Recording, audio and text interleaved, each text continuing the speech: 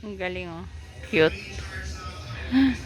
Cute siya kaso yung tila niya nang hindi ko type. Mainit sa katawan.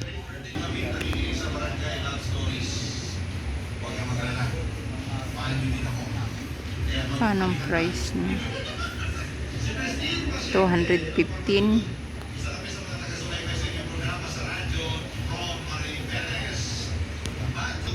Ang balot ng Christmas gift. Ay, naku Lord.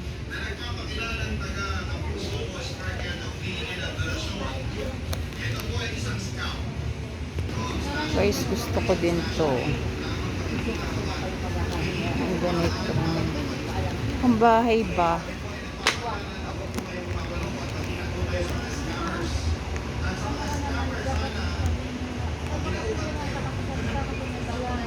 Tamang-tama sa akin eh. Size 9. Malambot sa paa. Let's see how much. 120. Pambahay lang kasi hindi pwedeng basa-basain yan, no? Maganda yan sa pambahay. Sa kwarto ko. Ay, ito pala. Yung ganito. Yung may ganito. Yung parang may ano. May buhok-buhok.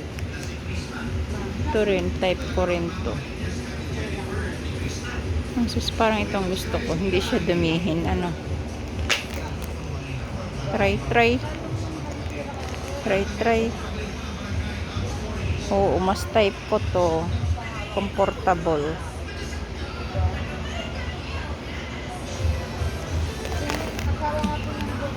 How much?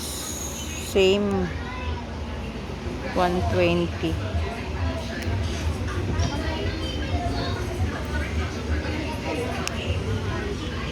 Madali lang yan masira, pero pambahay nga lang talaga, no?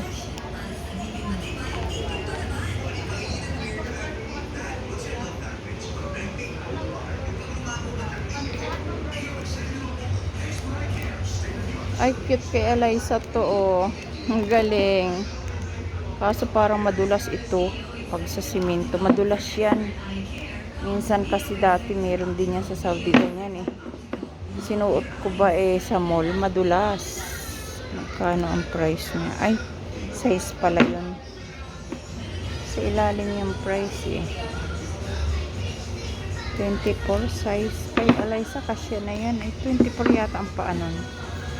Saan ba ang price niya? Nakatago sa ilalim.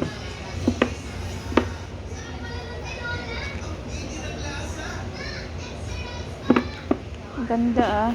Ito lang price. Cute. Cute yan. Pakinding-kinding pa naman yun.